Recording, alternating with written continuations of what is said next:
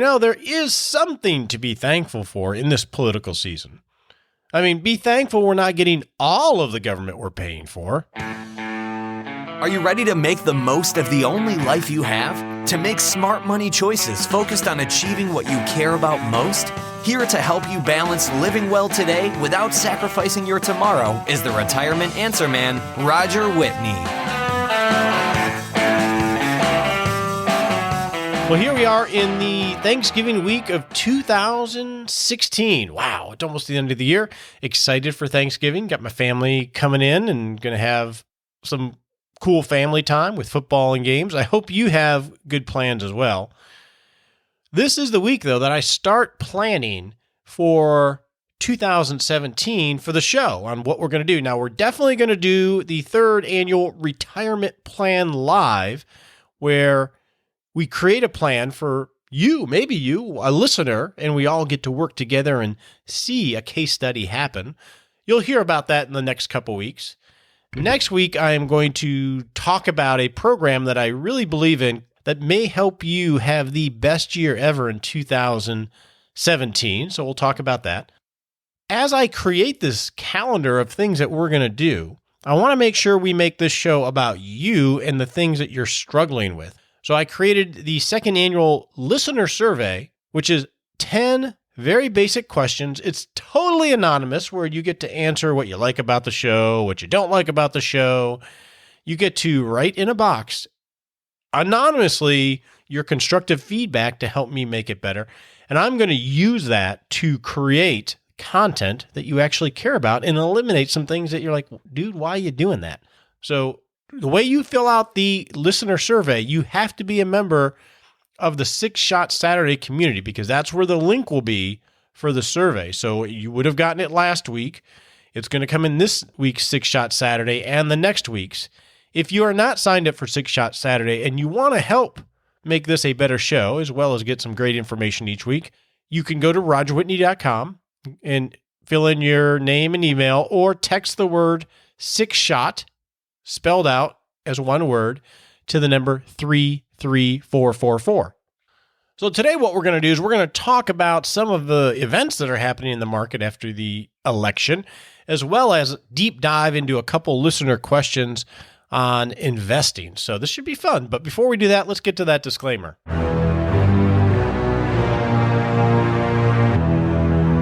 Welcome to the all-important disclaimer. Now, there's a reason I don't put this at the end of the show, because it's important. There is some disclaimer language at the end of the show that my attorney wrote that you should listen to, but I think it's really important that you do not take advice from me on the show. This is for information and helpful hints. I don't know anything about you, and I'm very cautious about giving advice to someone I don't know anything about, because I work as a fiduciary, and that means I have to have a good framework for the advice that I give for my clients. So I'm accepting clients. You can go to rogerwhitney.com and click on Work with Roger, and you and I could discuss that. But until that time, this is just helpful hints and education. Talk to your financial advisor, your legal advisor, or your tax advisor. Now, let's find out what this Forex market means, because it's been going crazy lately. Huh? What does that mean? Well, welcome to the What's That Mean segment today. And what we're going to talk about real quickly is the Forex market. Now, you may wonder, well, one, what is it? And two, why should I even care about it? So what Forex stands for is the foreign exchange markets, or the currency markets. So what do I mean by currency markets? Well, think of the US dollar. So if you have a US dollar and you're going to go over to, say, Europe, well, they don't take dollars there. You have to exchange it into the currency that they have, which right now is the euro. And it's not a one-for-one exchange. For example, right now, $1 equals 94 cents in euros, or 0.94 euros. I don't think they use cents, but you get the point. So it's not an equal exchange one for one. Just like if you were going to go to Japan and you had a dollar, you would have to exchange it for yen, where your dollar would be almost 111 yen. So that is what foreign exchange is. So every time you go from one country to another, you have to convert your currency into the currency of the country. And the Forex markets or the exchange markets are where that exchange rate is set. So it's not a constant thing. The value of the dollar relative to every currency in the world is constantly in flux because this is a 24-hour market that never closes. So the reason I wanted to make sure you understood what the Forex markets is because we're about to talk about what's happening with the US dollar since the Trump election. Well, welcome to the Hot Topic segment where in the news recently, the US dollar has been on a tear and is at a 13-year high in its value relative to other currencies. So what are we talking about? Well, the US dollar just the other day had the longest winning streak against the euro, the European currency, since the euro's inception since 1999. So it is just appreciating in value relative to the euro. Again, not just the euro, but if you look at the Mexican peso, it's fallen 11% against the dollar to record lows since the election, while the Brazilian currency has tumbled 6%. So we're seeing the dollar since the Trump election really rally and gain value relative to all the other currencies.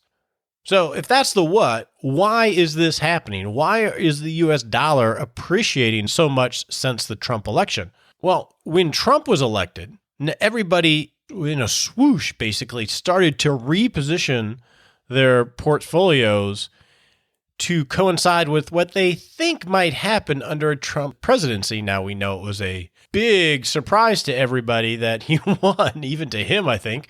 So nobody was prepared for, what his policies might mean. But if we think about his policies, he's looking at increasing fiscal spending by doing lots of infrastructure and things like that. And he's looking at cutting taxes. These are all pro-growth type of policies that President-elect is looking at, all trying to spur U.S. economic growth. Well, that raises the probability that the Federal Reserve will raise interest rates because all this spending and tax cuts, and again, these are all lots of assumptions. These are the wagers that people are making with this dollar rise, is that it will cause inflation to rise, which may cause the U.S. interest rates to go up. So it's what we're seeing with the U.S. dollar is just lots of positioning for what people think the current or the next administration is going to have as their policy objectives. So what are the impacts? If that's the why, everybody's shuffling the table to this new reality. What's the impact to a really strong U.S. dollar? Well, one impact will be that U.S. goods are going to be more expensive to the rest of the world because their currency, what they use to buy our stuff with, is going to be lower in value, so they can't buy. It's going to cost them more to buy the same U.S. goods, so that could hurt exports long term. Foreign goods are going to be less expensive, so that whether it's that Japanese car or something, that Gucci bag from Italy or wherever they make them now, anything that you're buying from overseas should be less expensive going forward because the dollar has more power to buy. A part of that is going to be travel. So if you were to plan international travel, say to Europe or to Asia, with the dollar being strong, your trip should cost less because your dollar is going to be worth more when you go over there and do the exchange rate. So that's good for U.S. travelers abroad. And it's going to hurt or put some downward pressure on energy and precious metals. This strong dollar, though, is really destabilizing a lot of markets. We've seen a big shift out of bonds and international bonds into equity investments. Part of this repositioning the decks, looking at what a Trump presidency might mean. So right now, we're in a little bit of an unstable environment in the sense that nobody really knows what's going on. So they think they might know what's going on. So they're shifting very quickly. It'll all settle down, but realize that it may be a little bit bumpy because they're going to shift really quickly. And then they may say, oh, wait, it's not going to happen right away. And they may shift back. So, like it always is, it's going to be a little volatile. For you and I, though, we need to focus on the things that we have control over. And that's what we're going to talk about in our practical planning segment.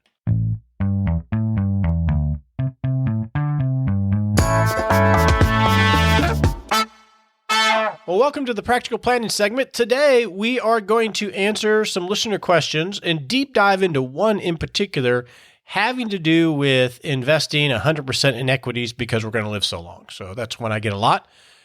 But we're going to start off with Mike's question. Now, Mike listened to last week's show when we talked about the changing landscape of long-term care insurance. And here is his comment.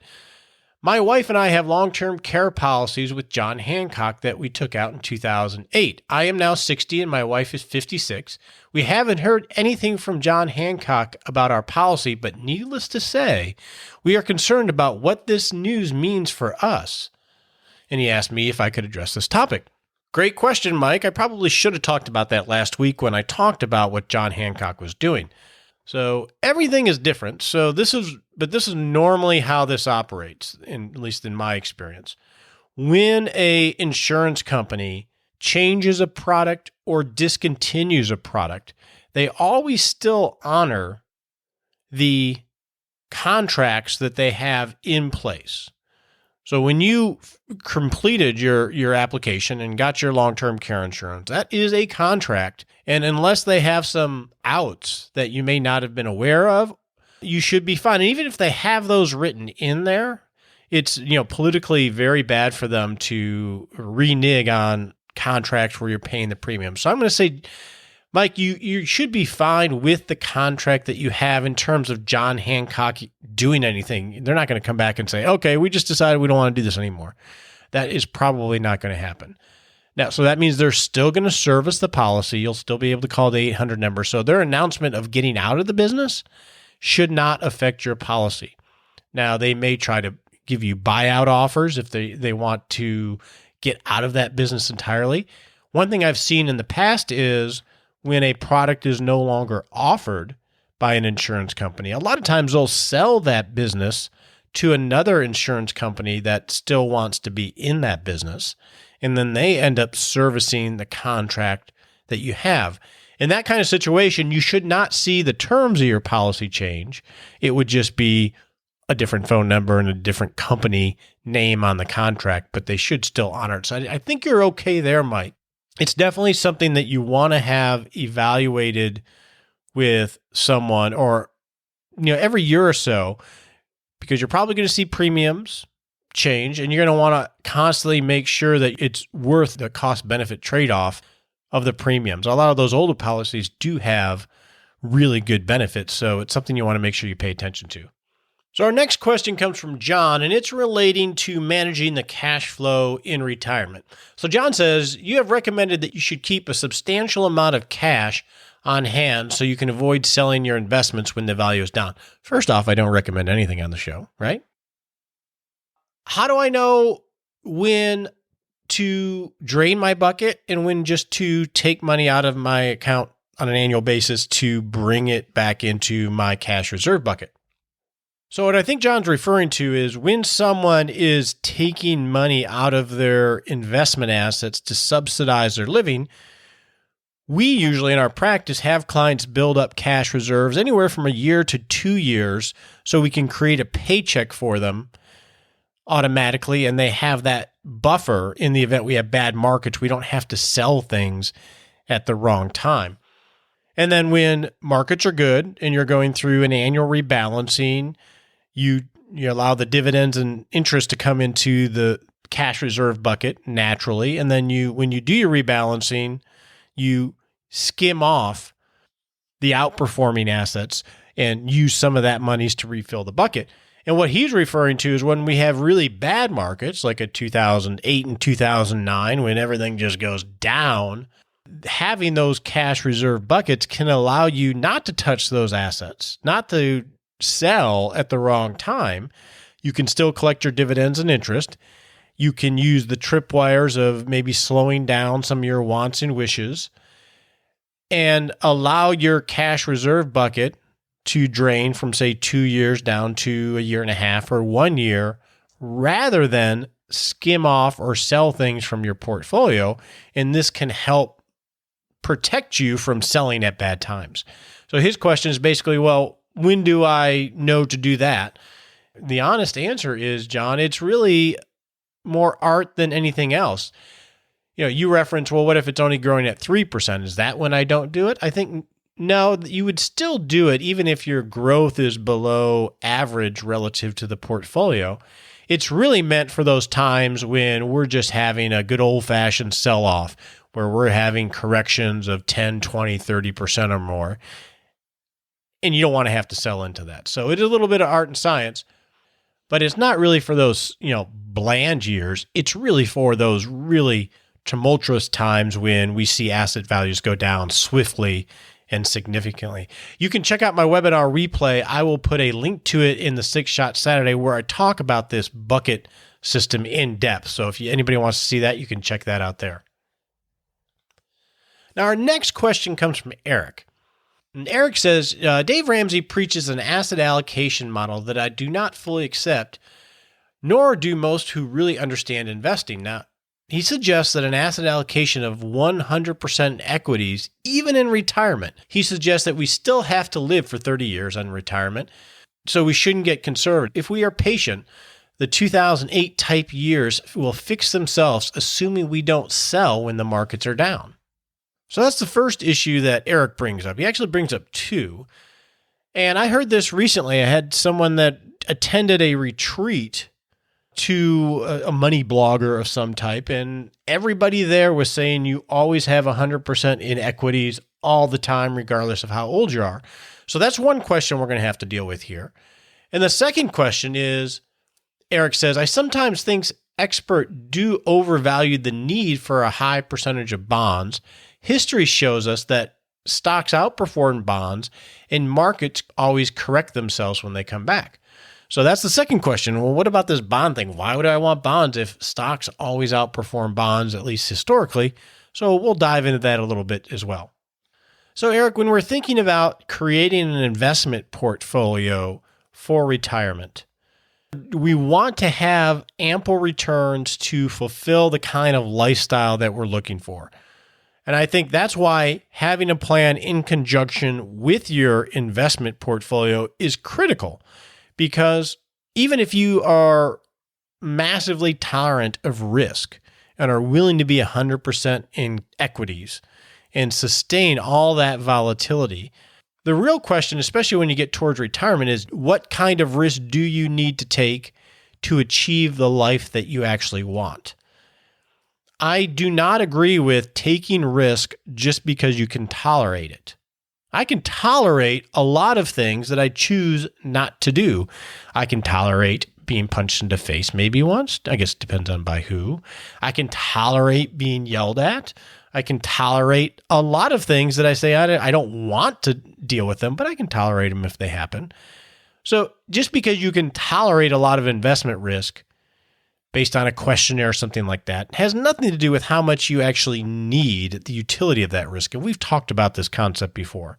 And the more you know what your needs, wants, and wishes are, the lifestyle you want between now and your death, the better we can dial in, well, how much investment risk do we need to take to position us to achieve the life that we say that we want?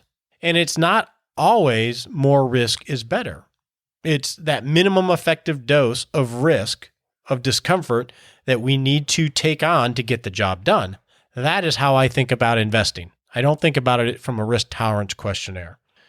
Interestingly, when I do plans and we compare, we build out that great lifestyle that someone designs, and we look at their portfolio and we do the analysis from the super risky portfolios to the most conservative, many times taking more risk doesn't buy them any more confidence that they're going to achieve their goals, which surprises a lot of people. So first off, I think the way we think about this is all wrong.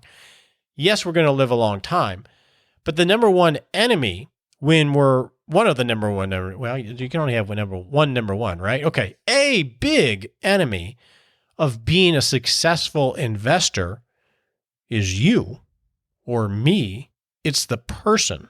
Every investment theory, major investment theory, like modern portfolio theory, all the theories that investing and allocation is based on, one of their big assumptions that we hear, and it's just a throwaway, is that we assume that the investor making the decisions is rational.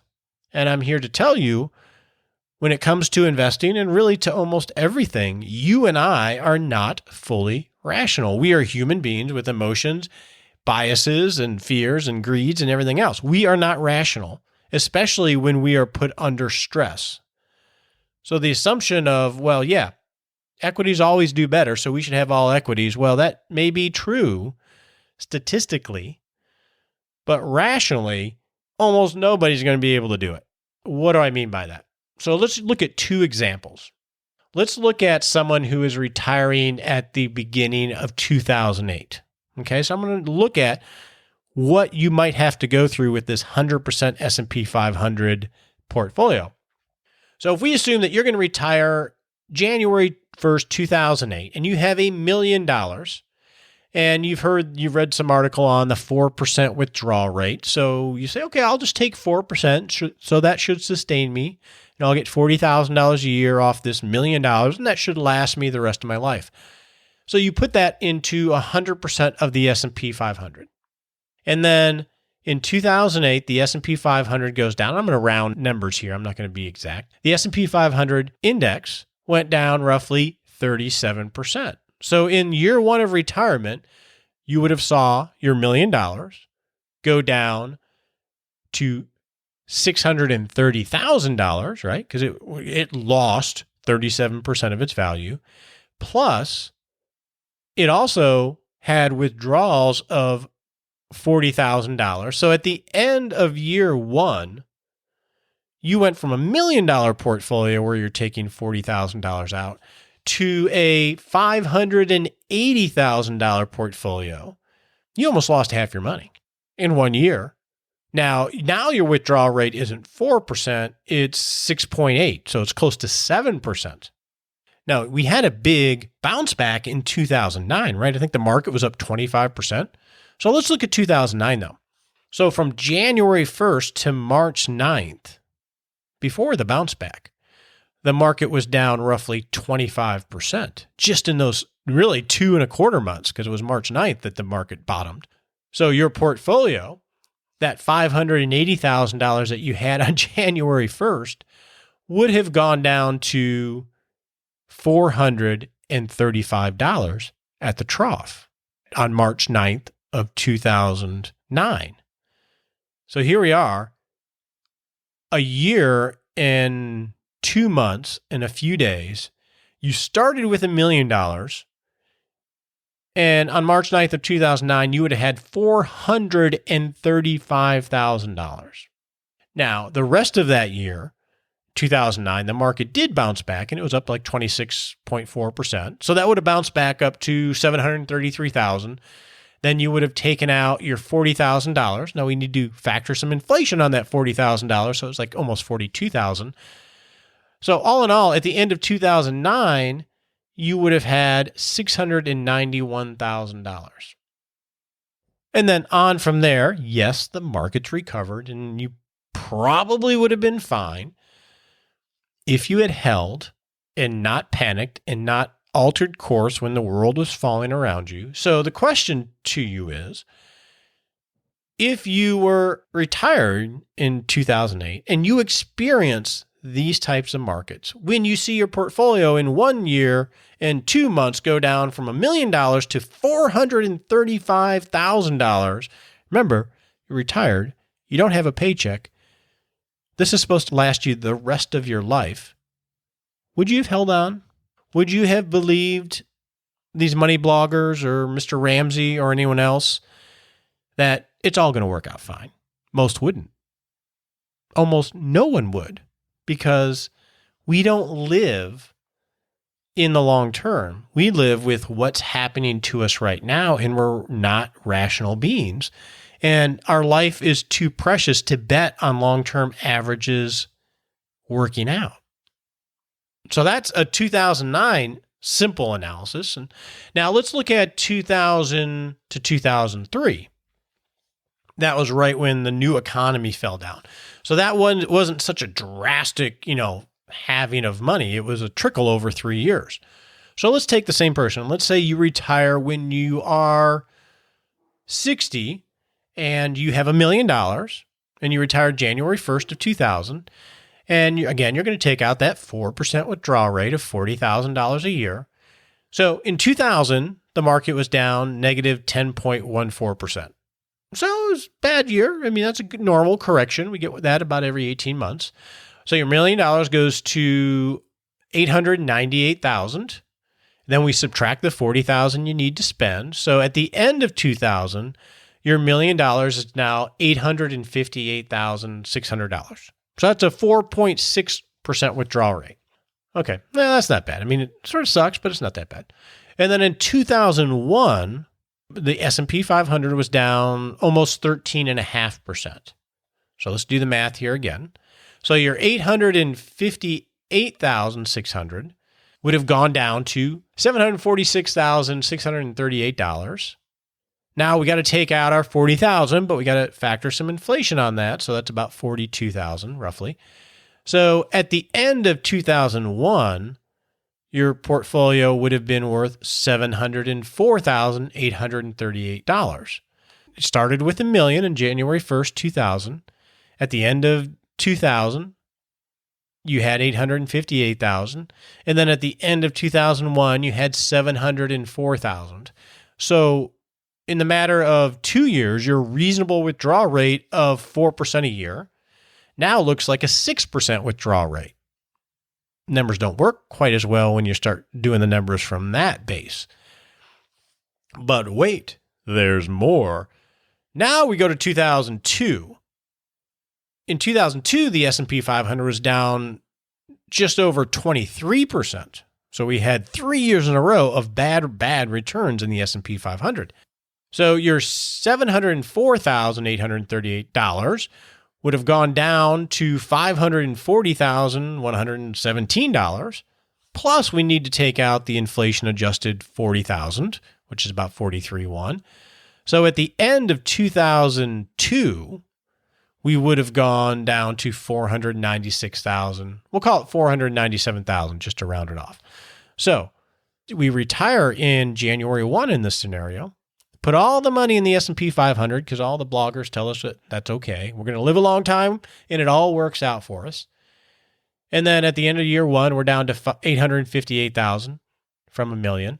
Then at the end of year 2, we're down to $704,000 from $1 million. And then at the end of 2002, we're down to under $500,000 from $1 million in 3 years.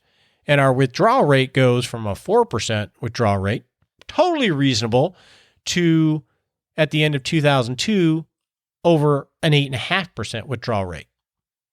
Ain't so reasonable anymore. Oh, and you're only 63, and you got another, we'll say 30 years that we're trying to plan for.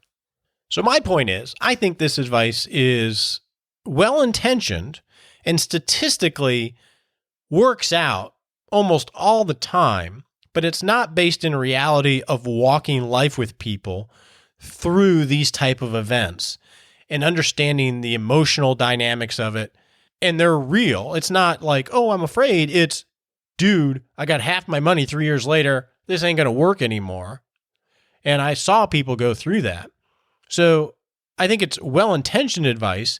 And that's where from an investment management standpoint, I think we disconnect a little bit. And yes, there is a science where we have robust statistics and long-term data to support what averages will do.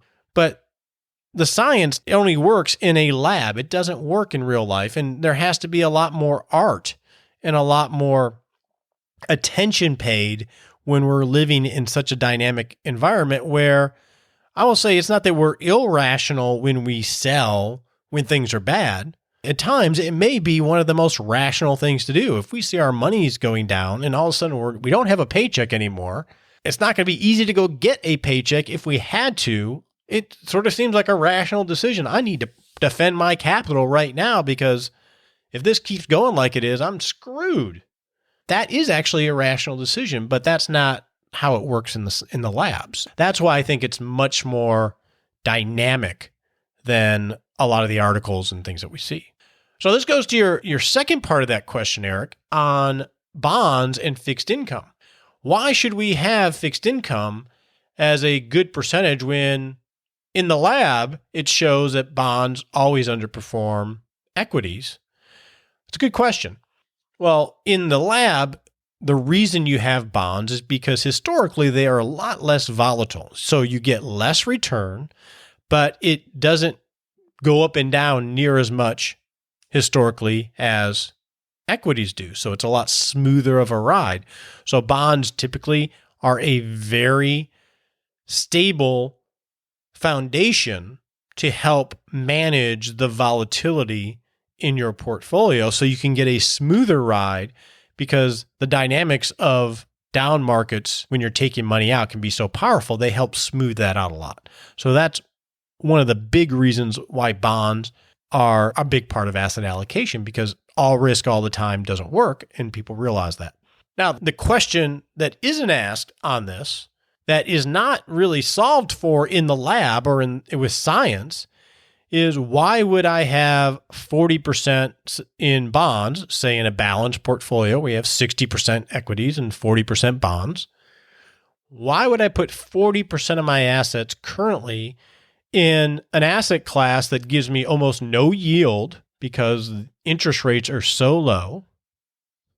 I mean, if we look at the U.S. aggregate bond index, I was about to call it the Lehman aggregate index. I think Barclays owns the index, but I know it is a Lehman Ag, which is the S&P 500 of fixed income. It's meant to represent the bond market. It's yielding 2.32%. So the question is, if my asset allocation says I'm supposed to have 40% in bonds, we'll call it into the Lehman aggregate index or something that simulates it, I'm going to get paid 2.32% a year to have my money in there. And then if and when interest rates go up, the value of all those investments could go down significantly if we have interest rates rise quickly. Well, that doesn't sound like I'm defending capital by having a lot of bonds, but the lab, the science, going to say, oh yeah, you have to. It says 40%, and it all works out in the end. So we're really in a very interesting time when we're constructing a portfolio, especially when we're in that hot zone of just before or early retirement. How do I allocate this? And do I do it solely by being in the lab, or do I apply some common sense and some art to it, looking at things that can help defend my capital and provide some income, but possibly don't have near as much price risk as fixed income does right now? And that's where we're at right now. We all have to figure that out. In my practice, I'm figuring that out, and I'm helping clients allocate assets with that in mind, taking the science because it's important, but making sure we got a real live person that can look at what the situation is and apply some art and some wisdom to it as well. So we're even in a worse situation right now, Eric, because of where interest rates are, that although fixed income has a very important role in a portfolio, it's a little scary right now because of what the conditions are on the ground. I just felt like I just spewed on that. So hopefully that was helpful for you and gave you some color to the issues that need to be dealt with, especially as you're getting close to retirement or in retirement, because you don't have time to make up really bad decisions. So hopefully that gave you some flavor. I will say, and this has been requested, one of the things we will be doing in 2017 is doing much more deep diving in portfolio construction. And that's going to be interesting because everybody has a different view on it, and I definitely do too. So we will definitely do that because I've heard that a lot. So I'll make sure that we do that. Now let's lighten up a little bit and let's go to the Smart Sprint of the week. On your marks, get set.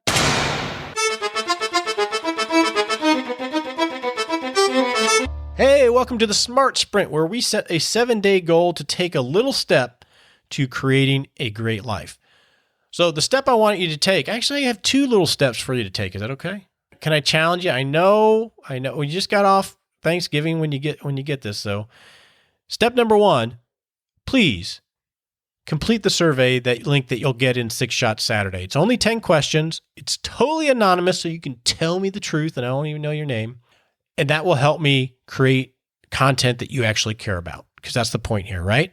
So if you are signed up for 6 Shot Saturday, you'll get that link. If you are not, go to rogerwhitney.com, fill in your name and email, or text the word 6SHOT, SIXSHOT as one word, to the number 33444. So that's number one. Complete the survey because it will help me help you. Number two, also in 6 Shot Saturday, you are going to get an ebook on becoming more productive and intentional in your life. And we're going to talk about this a little bit next week, but I am a big push that we make 2017 your best year ever and be intentional about setting some goals around your financial and personal life. So you're going to get that ebook, take a look at it, and we'll talk about more next week.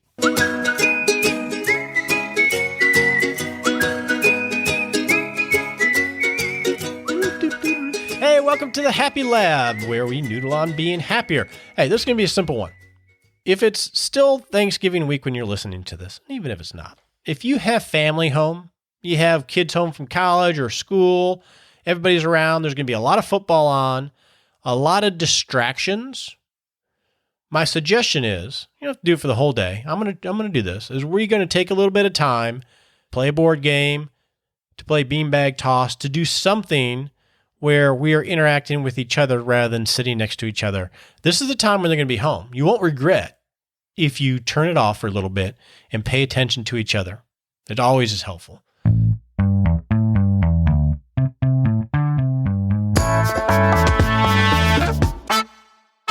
Hey, as always, I want to thank you for listening to the Retirement Answer Man show and being a part of the community. And because it's Thanksgiving week, I want to tell you, it means a lot to me, all the feedback that I get from you. If you have a retirement question, go to rogerwhitney.com and you can click on You Ask, I Answer. If you want to discuss working with me directly, you can click on Work with Roger and we'll set up a conversation and see if it's a good fit.